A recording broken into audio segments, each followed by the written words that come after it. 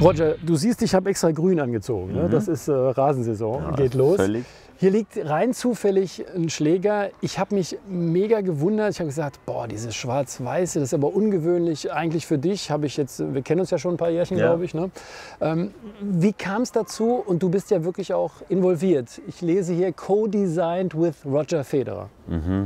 Also stimmt schon, ich hatte immer viel Rot, Gelb, Schwarz, genau. Ab und zu ein bisschen Weiß drin, aber nie so jetzt in dem Stil. Von dem her ist das schon etwas Neues, glaube ich. Ich fand einfach die Idee noch cool von dem ganzen schwarzen Look, von dem Tuxedo-Look, den ich ja gehabt habe jetzt über ein paar Jahre, dass wir wie zu dem Tuxedo eigentlich das Hemd dazugeben, oder? Mit dem Weiß. Okay. Und ich habe auch, die Idee war ja eigentlich auch, kann mich noch an den weißen Schläger von Wilson mit Steffi Graf erinnern. Wenn sie so einen Ball so durchgezogen hat, hattest du wieder das Gefühl, dass wie das aussah. Wie das aussah, so in der, ja, stimmt. ist so ein bisschen flüssig, oder? Ja, okay. Hast du immer noch einen weißen Strich so im Kopf, oder wie so ein Flugzeug, oder? Mit einem Strich am Himmel. Und mit Weiß kommt das immer sehr viel zur Geltung. Und da habe ich gedacht, das könnte vielleicht total cool aussehen, so der Kontrast zwischen Schwarz und Weiß. Und ich glaube, es ist gelungen. Mir gefällt der Schläger sehr und ich hoffe den Fans und den Leuten, die auch gerne Tennis spielen, auch natürlich. Schläger ist ein sensibles Gerät. Also du hast dich ja lange, sagen wir mal, ich will nicht sagen überreden lassen, aber hast dich schwer getan, bis du auf die größere Fläche gegangen bist. Was war das für ein Prozess? Was hat dich letztendlich überzeugt? Weil für dich war es ein großer Prozess, weil du hast davor halt alles gewonnen, was geht. Genau. Und sich dann zu sagen, hey, ich gehe noch mal den Schritt, was geht da in dir vor? Ich glaube, bei uns ist es vor allem das Problem, die Zeit. Wir haben ja nie Zeit, weil eben das ist ja immer Januar bis November, ist immer eine Saison. Ich war ja lange unverletzt auch, hatte dementsprechend immer Turniere, Ferien, dann ein bisschen Training und dann wolltest du vielleicht nicht auch noch Schläger testen. Die ganze Zeit habe ich ab und zu, aber du musst total das wollen. Ja. Im Kopf, wie als Spieler auch, du musst den Wechsel, der muss gewillt sein, nicht einfach so mal schauen, probieren und dann können wir immer wieder zurückwechseln. Ich glaube, das ist nicht gut. Ich habe ja anno dazu mal im 2002 gewechselt, von dem 85er Schläger auf den 90er. Was schon ein Schritt war für dich, Das war ein Schritt, aber ich glaube, der war notwendig. Bei dem war ich überzeugt, das muss einfach passieren, weil der 85er mit dem Topspin, ich hatte zu viele Bälle. Es gab ein paar Rahmenbälle. Rahmenbälle so, immer und immer wieder, vor allem beim Halbvolley auf Sand. Das war eigentlich schon ein Klassiker natürlich. Auch bei Wind schwierig, ne? Bei Wind schwierig, genau. Und darum habe ich gewusst, da muss sicher mal ein Wechsel her. Aber ich wollte nicht sofort auf, keine Ahnung, auf einen 100er wechseln oder auf einen 95er. Da habe ich gedacht, ich mache das mal schrittweise und dann von 2002 bis 2014 war ich dann ebenso immer in dem 90er drin mit ein paar Änderungen natürlich im Rahmen, mit der neuen Technologie. Das heißt, du bist da richtig im Dialog. Die besuchen dich, kommen wahrscheinlich in die Schweiz und dann wir haben mal was Neues. Okay. Gleiche auch mit der Seite. Da kommt auch immer etwas Neues. Da habe ich auch 2002 gewechselt dann auf das Luxilon und Darm, auf den Mix. Genau, auf den Hybrid, genau. Und das hat sich eigentlich auch als gute Entscheidung erwiesen. Ich habe einfach das Gefühl gehabt, das hat mir immer sehr viel geholfen mit dem Topspin. Ein bisschen mehr Sicherheit noch, der Ball bleibt mehr drin und unterdessen spielen ja fast alle so oder dann halt schon ganz Polyester. Und der Darm ist ja fast schon weggestorben unterdessen. Ja, und dann habe ich den Wechsel gemacht und klar, der Wechsel braucht ein bisschen Zeit, bis du wirklich dann... Ich erinnere mich an Hamburg, da musstet ihr noch mal ein bisschen nachjustieren. Kann das sein? Ja, das war ja dann im 13, da hatte ich Rückenprobleme und den Schlägerwechsel und dann war mir es lief nicht ganz so rund in Hamburg? Ja, weil mein Rücken war immer noch das Problem und ich wollte zuerst mal meine Rückenprobleme im Griff bekommen und sagen, weißt du was, der Schläger, der braucht vielleicht noch ein bisschen mehr Zeit. Ich will nicht jetzt den Schläger die Schuld überlassen, wenn ich ja weiß, der Rücken geht nicht. Dann habe ich dann trotzdem Hamburg und Start mit dem neuen Schläger gespielt. Habe dann auch trainiert vor Cincinnati und dann habe ich kalte Füße bekommen. Habe ich gesagt, okay, stopp, jetzt gehe ich nochmal zurück zum alten Schläger, spiele die Saison fertig. Ich mache das ganze Testing dann im Dezember. Und dann haben wir noch mal ein paar Kleinigkeiten geändert zum Glück.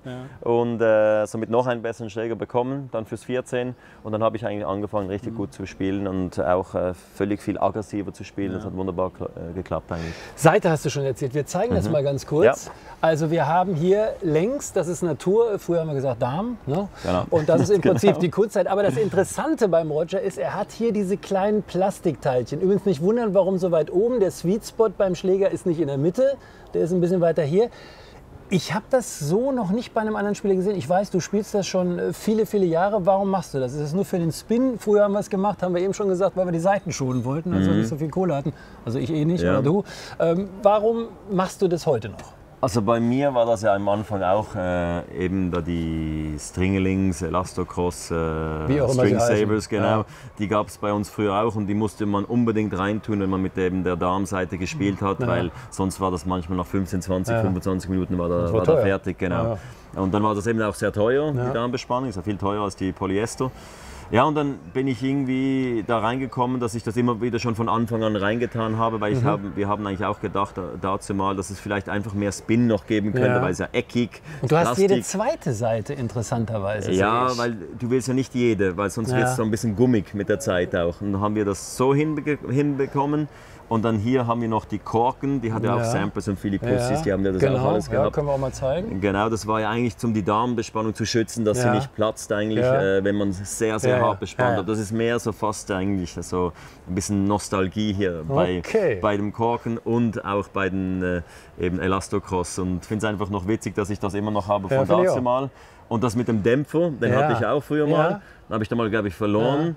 Und dann irgendwie... Spielst du ohne jetzt? Und dann habe ich das mal aufgehört zu spielen, habe ich gesagt, weißt du, es ist wahrscheinlich einfacher. Weil das ist ein ganz anderer Klang, ne? Also auch das ist eine Umstellung. Und auch ein Gefühl, völlig. Absolut ich hätte nie anders. gedacht, weil das halt immer nach. Und das, am Anfang hat mich das total gestört, aber ich habe mich dann daran gewöhnt, genau. Also es ist viel passiert in den ganzen Jahren, aber ein paar Sachen habe ich noch beibehalten, genau. Wie viele Schläge hast du dabei, wenn du ein Match hast? Also ich reise immer mit 12 in der Tasche, also zum Beispiel von einer Stadt zur nächsten. Und für ein Match, zum Beispiel jetzt wie in Stuttgart für ein Spiel, beseitige ich vielleicht 6 bis 7 pro Match. Und dann in Wimbledon würde ich mal meinen zwischen 8 und vielleicht fürs Finale 11. Warum Best of 5? Kann dauern. Kann dauern und ich mache ja nicht jeden Schläger gleich viel Kilos drauf. Ja, okay, erzähl. Dass ich einfach ein bisschen Variation habe, dass wenn mir eine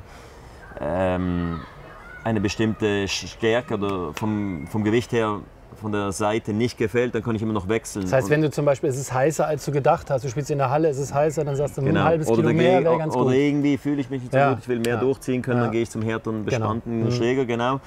Ja, von dem her brauchst du dann halt einfach einmal von den Paletten viel mehr. Manchmal habe ich sogar eben so zum Beispiel 26, 26,5 und 27. Und dann mache ich so 3, 3 und 3 oder 3, 4 und 3. Kommt immer so ein bisschen drauf an, aber meistens probiere ich immer, mich so ein bisschen einzupellen auf der gleichen Stärke für ein ganzes Turnier. Aber dann variiert das natürlich von Ort zu Ort, das ist ganz klar. Lässt du vor denen, auch interessant, wir gehen jetzt aber richtig in die Tiefe, lässt du zu einer 10%igen oder wie auch immer vor denen die Seite, wir müssen erklären, das heißt, der Beseiter dehnt die Seite vor, damit die auf dem Schläger nicht so viel verliert. Das bekannte Pre-Stretch machen wir auch, das Pre-Stretch. Die Seite verliert nicht so schnell Kilos im Schläger. Ich spiele natürlich sehr kurz mit dem Schläger, wahrscheinlich 20 Minuten, eine halbe Stunde eigentlich, und dann wechsle ich ja schon wieder. Von dem her, bei mir käme es wahrscheinlich nicht so drauf an, aber das ist auch etwas, an das ich mich gewöhnt habe, und es funktioniert wunderbar für mich. Wie viel Rahmen verbrauchst du im Jahr?